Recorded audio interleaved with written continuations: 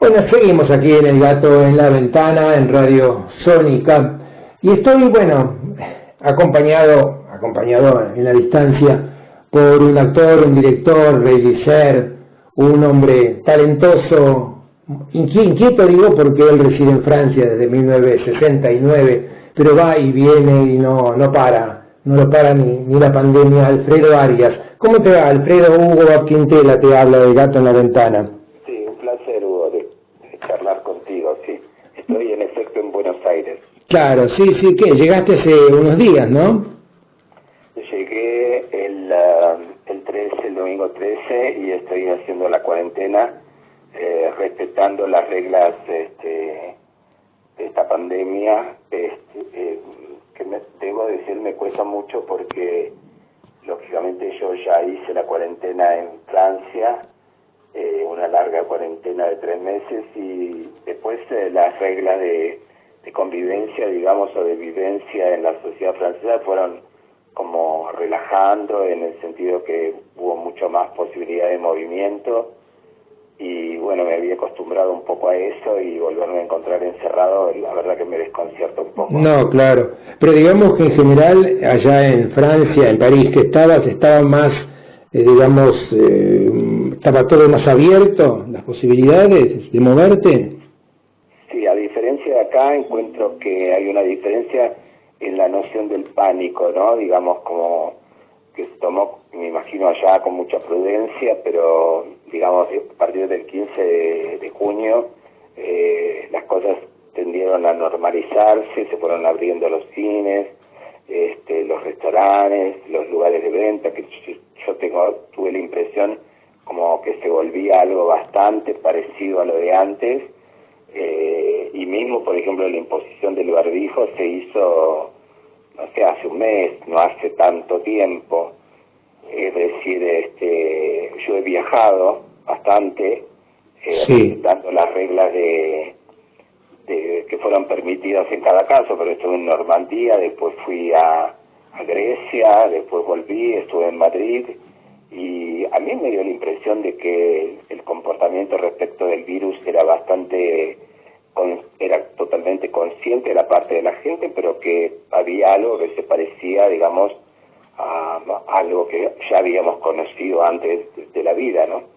No una situación de encierro absoluto, sino que se podía seguir uno movilizando, creando, pensando en el espacio, ¿no? No encerrado en su casa. Claro, y quizás el número de enfermos y de muertos era muy similar, bueno, en este momento bastante similar a lo que pasa en Europa.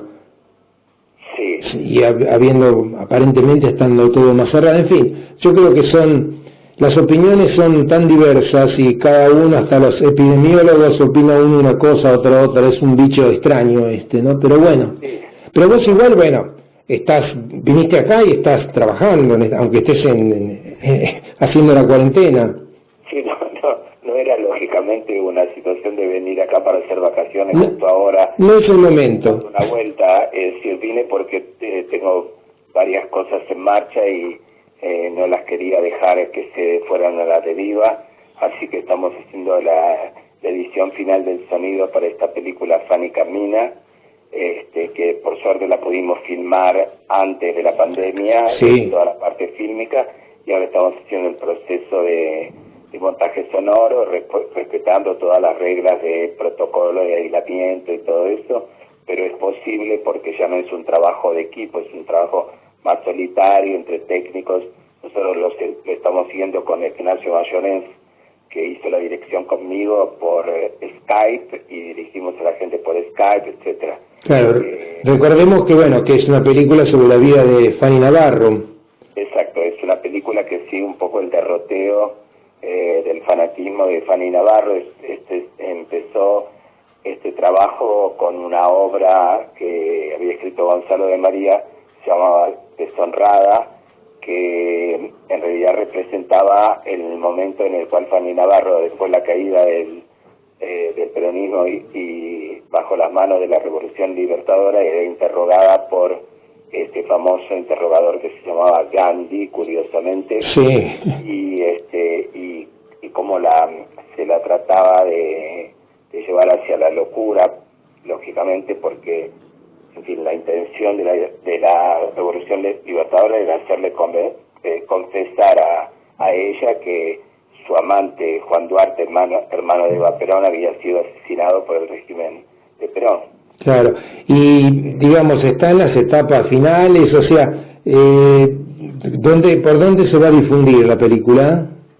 La película se va, en principio está destinada al canal Encuentro, y luego nos ocuparemos lógicamente de difundirla nosotros. Es una película que tiene un carácter más experimental, no es una película que está formateada con los cánones o la forma de hacer un bioepic tradicionales. Sí, sí. Una película que abunda en metáforas, en una poética, digamos, de lo que la política argentina puede generar como poética entre pesadillas y situaciones surreales, y también situaciones muy reales y a veces bastante dramáticas, pero pienso que en todo caso era algo que yo quería decir sobre lo que yo experiencié a la vez como fascinación del peronismo y también como experiencia con el peronismo y su devenir, ¿no? Claro, igual, bueno, hablando del tema también está Happy Land, que tiene que ver tiene que ver, ¿no? Si bien es la época de Isabelita. Sí, yo de todas maneras empecé mi relación con el peronismo de muy niño, porque yo fui niño peronista en una familia de radicales. Sí. Yo adherí en la escuela como niño, estaba fanatizado yo por Eva Perón, y después ocurrió que en el año 70 yo monté la famosa obra de Eva Perón de Copí en París, y después quedé ligado de alguna manera a esa historia, pues ahora fue un escándalo y todo lo que siguió, y más tarde hice un espectáculo que se llamó Tatuaje, que era la relación de Eva con Miguel de Molina, puesto que este cantante español había sido perseguido por el régimen franquista. Sí. Y Eva Perón le dio refugio político acá, y por qué y cómo ella llegó a esa situación. Era el sujeto, el tema de esta obra que se llamó Tatuaje, y después hicimos Deshonrada, ahí con la colaboración de Gonzalo de María, y después seguimos con Happy Land, que trata del exilio, de cuando se le exilia a Isabelita Perón después del golpe militar que sufre su gobierno, ¿no? Y que ahí en el sur de Francia se desata toda una especie de fantasmagoría entre ella, Eva Perón y su marido. Claro, y Happy Land, la idea es reestrenarla, ¿no? Más adelante. Por el momento vamos a hacer una cosa muy interesante a la iniciativa del teatro y de su director, Jorge Tellerman, que es la semana que viene empezamos una filmación piloto de 20 minutos del espectáculo como una experiencia de lo que el teatro debería transformarse en materia visual, porque se vio con la pandemia que después, cuando se quiere mostrar teatro, cuando no hay más teatro, lo que queda es muy pobre o no puede llenar la expectativa de un espectador que espera ver algo fuerte, ¿no? Sí, no. Hay un distanciamiento que no es lo mismo. Entonces, sí, estamos trabajando para ver si podemos llegar a crear un lenguaje visual que sea independiente de la obra de teatro.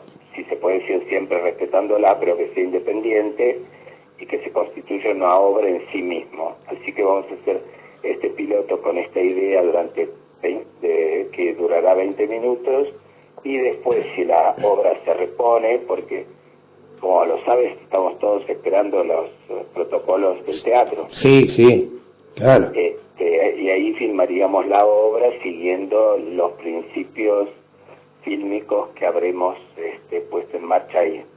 Claro. Vos decías, que eras un niño peronista entre una familia radical. ¿Y qué pasaba con tu familia?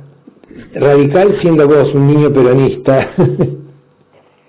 Bueno, era una situación relativamente incómoda porque mis padres no adherían, por ejemplo, no sé si en la escuela suponete tocaban la marcha peronista, ellos no se levantaban, se quedaban sentados enojadísimos, y yo por ahí decía un poema sobre el régimen, que yo, o sobre el gobierno de Perón, y de alguna manera yo había tomado una cierta autonomía, como yo decía de esos poemas y adhería, por ejemplo, fui al sindicato de ferroviarios de Remedios de Escalada, ese poemas que concernían el peronismo y todo eso, y bueno, nada, por ahí lo pagué caro, puesto que terminé en el liceo militar, así que bueno, era la venganza de los radicales sobre mi cuerpo. Te quisieras enderezar, digamos. Sí, no pudieron. Claro. No se pudo enderezar. Claro. Tuvieron que aceptar que siguiera torcido. Vos de Lanús sos, ¿no? Yo nací en Lanús Oeste y después derivamos un poco entre Lanús y Remedio de Escalada, sí. Claro, ¿y tu padre qué hacía? ¿Era que se dedicaba? Mi padre hizo una especie de carrera en alpargatas, Rueda y Luna, la fábrica de alpargatas. Sí, recuerdo. Empezó, digamos, como obrero, un pequeño empleado, y finalmente se destacó con la organización del trabajo. Así que bueno, vivimos bajo los almanaques de Molina Campos, con los regalos que llegaban de alpargatas, con las alpargatas, todo eso, con entradas para los circos, porque eso hacían los toldos, y las lonas para las grandes carpas, sé yo, sí, y mi mamá no hacía nada, estaba en casa, tratando de enloquecernos a todos lo posible. ¿Pero son ustedes varios hermanos? ¿Varios hermanos son? No, tengo un hermano, pero ¿sabes? Yo lo que pasa es que cuando pusieron en el liceo militar, después yo, cuando salí de ahí, salí independiente, porque de todas maneras yo me tuve que arreglar solo, atravesando esta especie de infierno de Dante para mí, que fue el liceo, así que cuando salí no tenía necesidad de nadie más que de mí mismo para avanzar, así que abandoné un poco totalmente mi familia. Sí. Claro, sí, yo no te imagino en el liceo, pero bueno. ¿Me imaginas? No te imagino. Bueno, sí, lo que pasa es que fue una experiencia bastante interesante, porque, digamos, la idea era de no renunciar a nada. Entonces yo movía las manos, eso hacía reír, que yo, como dicen ahora, decían bullying, no quería boxear, quería hacer otras cosas, que me contaran películas, contar películas, pero bueno, la cuestión es que fui buen alumno en la parte de estudios, así que la parte militar tuvo que un poco inclinarse al hecho de que yo era un buen alumno en los estudios, y una cosa en la otra encontré, digamos, mi camino adentro de eso, y recuerdo, siempre lo cuento humildemente, que una vez mandaron un tipo que era orientación vocacional, eso ya no existe más. No. Pero bueno, mandaron un tipo que, digamos, charlaba con los cadetes. Seguro que ninguno quería seguir la carrera militar, pero bueno, cuando concluyó dijo, aquí hay un tipo que sabe dónde va a ir, es él, me dijo a mí. Y tenía razón, en todo caso yo avancé siempre hacia lo que quería. Claro, vos nombraste hace un ratito, hablando de Lanús, de los circos. ¿Te gustaba el circo de chico? Sí, me fascinaba. Además, cuando yo era chico, hacían desfile de los animales en la calle. Entonces, por ahí te pasaba, ahí en Remedio de Escalada, te pasaba un elefante por la calle, en la esquina. Claro. Y después hubo una cosa muy graciosa que pasó, como una especie de reliquia, no sé, era un circo que se instaló porque en un momento dado iban a hacer como una especie de autorruta, de camino de cintura, no sé, una especie de cosa ahí en Remedios de Escalada, y tiraron abajo todo el caserío y quedaron como unos descampados. Y vino un circo que no tenía techo, tenía solamente la parte de alrededor. Sí. Y los tipos eran los mismos que hacían, por ejemplo, equilibristas, malabaristas, que yo no tenían animales. Después acomodaban todo y hacían una obra de teatro que se llamaba Los maridos se engañan de 5 a 7. Ah, sí, claro. Y era surrealista ver la transformación de un circo en teatro hacia vista. Había que correr uno mismo en las sillas. Qué bueno. Sí, esa obra creo que se hizo en cine también, se filmó en algún momento. Esa obra de que decimos, sí, claro, era un clásico del teatro comercial, ¿no es cierto? Claro, sí. No, el Moreira no se hacía, ¿no? En ese circo no. No, eso ya hubiera sido muy refinado. Claro, seguro. Estamos hablando con Alfredo Arias. Alfredo, y vos, digamos, la manera de relacionarte en Francia y aquí con la gente, ¿qué notás? ¿Qué diferencias notás en la gente aquí y allá? Te lo habrán preguntado otras veces. Sí, es muy diferente, digamos, no resuelve nada, pero es muy diferente. Yo creo que hay una construcción sobre lo afectivo que es radicalmente otro mundo. Allá, por ejemplo, está todo mucho más apoyado sobre... Yo creo que la palabra es muy dominante sobre todo lo que es el afecto intuitivo, digamos. Entonces, sí, todo está pasado por un tamiz más elaborado y más encorsetado, diría. Acá es un desborde y allá es... Yo tenía una psicoanalista que decía, la diferencia que hay entre allá y acá es el manicomio y el convento. No, es el manicomio y el convento. No, bueno, es una forma simple de resumir. Sí. Es bastante difícil, debo decir, entender la estructura afectiva de cómo se maneja el afecto en Francia, en relación a esta especie como de disparate que se vive inmediatamente acá. Porque la diferencia es que cuando uno conoce a alguien acá, en muy poco tiempo se llega a una especie de intimidad de la persona, que después se continúa o no. Sí. Allá no entras nunca. Claro, sí. Nunca en la intimidad de nadie, o muy poquito. Sí, acá somos más italianos, digamos. No, pero por eso mismo es que, digamos, los lenguajes introspectivos o de análisis han florecido más aquí. Claro, sí. Que allá. Sí, además se nota, hasta en el cine francés también, ¿no? Habla mucho. Claro. Habla mucho. Les toma mucho tiempo sacarse la camiseta. Claro, sí. Necesitan hablar. Y después el problema es que hay como un pasaje entre nada y la histeria. Es decir, se pasa de nada a histérico. No hay un paso intermedio, no existe. Sí, por ello, no, pobres franceses, no los quiero criticar porque han sido unos santos conmigo, pero puede ser. No, pero no es una crítica, son formas de ser, qué sé yo. Acá, tenés razón, mucho más rápido es de pronto acercarte a alguien el contacto, ¿no? Pero bueno, son diferentes maneras y por ahí ninguna es mejor que la otra, ¿no? Lo que pasa es que el aprendizaje de una cultura no es... me parece que uno de los tópicos fundamentales es cómo funciona la parte afectiva, después el resto es cultural, digamos, o económico, social, pero no es la construcción, digamos, de la persona más íntima, como los afectos la han construido a la persona, es muy diferente. Claro. ¿Vos sos una persona muy observadora de la gente?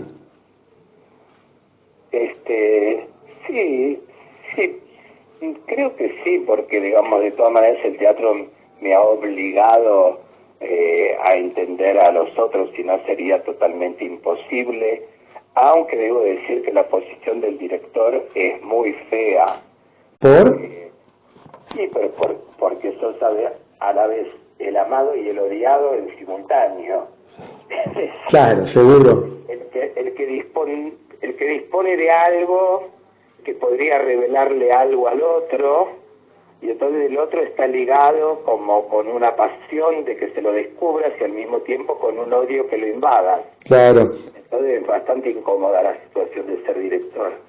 Pero vos, como director, ¿cómo te definirías en cuanto al trato con el otro? Yo soy un constructor, sobre todo. No sé si soy un director psicológico. Yo propongo arquitecturas, lugares, funciones, recorridos, que si la persona tiene la fuerza, la inteligencia, puede facilitar muchísimo llegar al meollo. Claro. Y cuando vos has dirigido ópera, ¿no? ¿Cómo fue ese paso del teatro a la ópera? Está bien, la ópera es teatro, pero digamos, es un lenguaje muy diferente, ¿no? No sé qué te habrá pasado cuando dirigiste la primera. Globalmente, debo decir, a pesar de haber hecho éxitos de ópera, no me gusta la relación de la gente que la hace con el teatro.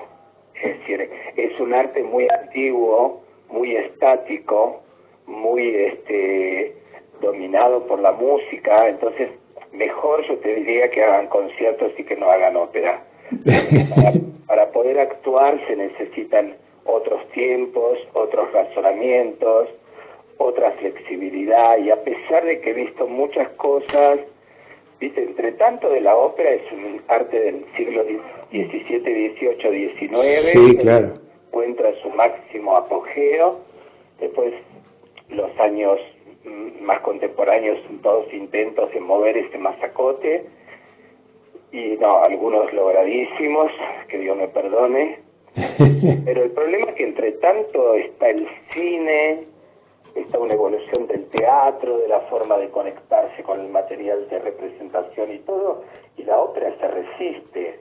Claro, sí. Hacer, por ejemplo, un trabajo de método a la pobre cantante que llega cansadísima de hacer Carmen aquí y allá, que le han explicado la obra de 40.000 maneras o de cualquier manera. ¿Qué va a poder descubrir? No tienen tiempo. Claro, sin embargo, de aquellas épocas ahora, la ópera se ha agilizado bastante, me parece, ¿no? Sí, claro, porque digamos el cine, el teatro, todas las artes visuales han tomado un espacio, pero hay que ver hasta qué punto es un espacio interior o un espacio decorativo, ¿sabes?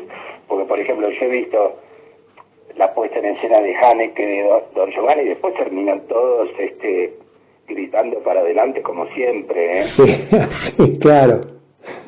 Sí, algunos me dicen que no, que habría que ver, que yo tendría que ver más, pero lo que yo vi, digamos, la música y la necesidad del canto le gana a todas las otras intenciones y se vuelve un arte muy estático. Vos hiciste una ópera cabaret, ¿no? Relaciones tropicales.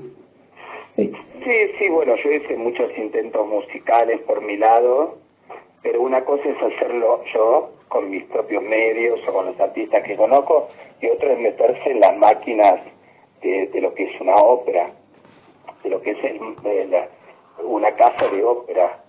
Eso es bastante complicado. Sí, además se me ocurre esto, yo no lo sé, trabajar con cantantes, con cantantes en general, no es lo mismo que con actores, digamos. No sé si me parece más difícil, ¿no? El cantante de ópera como trato. El cantante de ópera es una cosa inhumana, porque, digamos, son proezas vocales que además en la duración de un cuerpo no se pueden hacer todo el tiempo.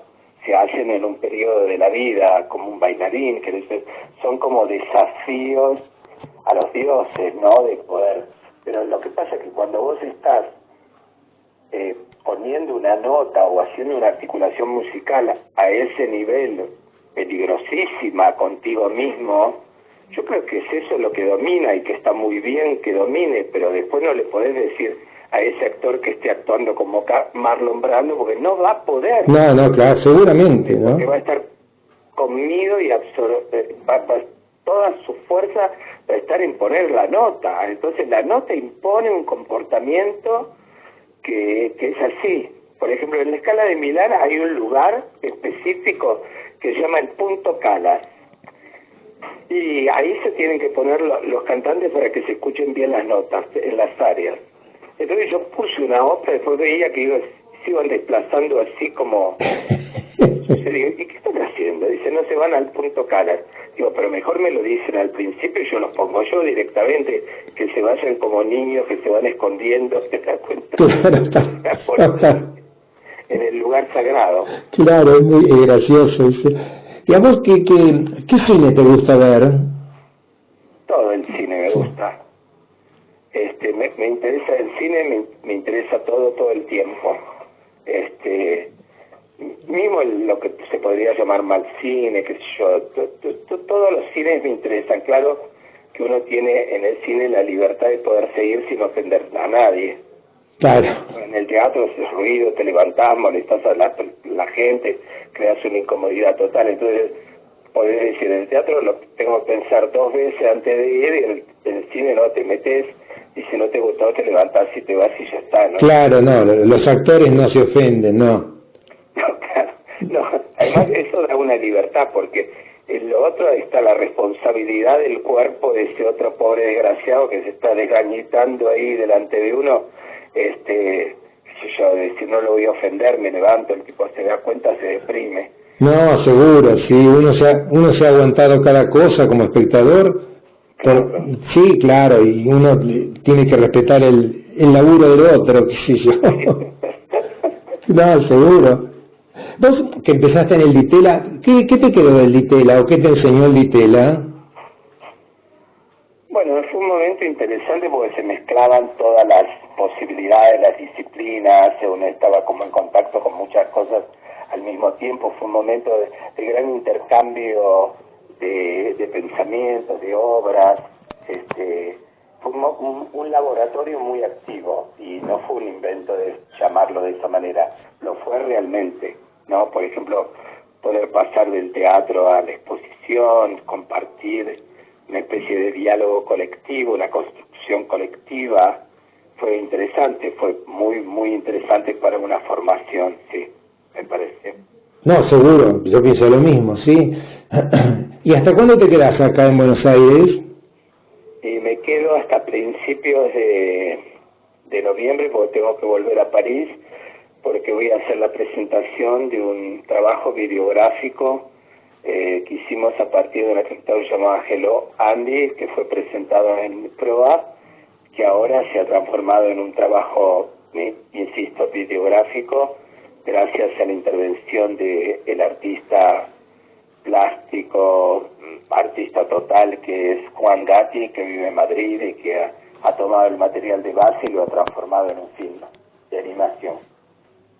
Claro, sí que tenés que estar allí. Así que... Porque además tiene una parte live, es la proyección más una intervención en vivo de Alejandro Radano. Ah, está bien. Es un mix media, como se dice. Claro. Pero Radano está aquí ahora en Buenos Aires, ¿no? Sí, claro, sí. Pero te la llevas, digamos. Esperemos que la dejen entrar y a mí también. De aquí a allá.